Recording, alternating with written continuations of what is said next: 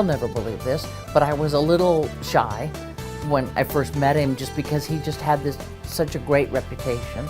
He was the chief anchor for CNN. What developments mean to you and how they'll affect your pocketbook. I remember when I first joined here at CNN several years ago, one of the first calls I got on my first day was from Bernie Shaw. Oh, at CNN, he was a legend when I came here, which is one of the reasons I respected his work as somebody who came up in the journalism ranks and the print part, which is one of the reasons I wanted to follow his example and see how he did things. He was the man. He was the guy. He was the one who was in charge, basically, of our on-air big news, breaking news, and he's someone I had followed over the years. One of my first days at CNN, I was assigned to run the camera for Bernard Shaw, and there was a mistake. The director asked me to move the camera to the right to put a box over Bernie's shoulder, and I did it too early. And then I moved it back, and the box went over his face. And it wasn't exactly the way you want your first day to go. So after the program, he put his arm on my shoulder. He said, "Son, what's your name?" I said, "My name's Sam." He said, "Sam, have you ever been fired?"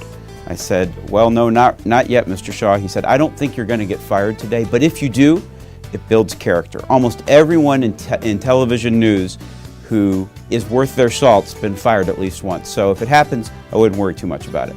In January of 1991, as things were getting intense, Bernie was already in Baghdad. And then when the war started, everybody will remember those famous words that Bernie said. The skies over Baghdad have been illuminated. You know, when you turn on the television, if the person telling you the news is nervous, is excited, it makes you nervous and excited. That was Bernie's gift. It was one of the turning points, if not the major turning point, of CNN.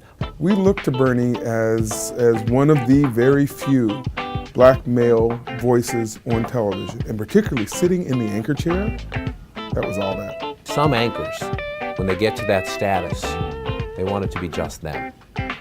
Bernie knew that this was not an I business, that it's a team business.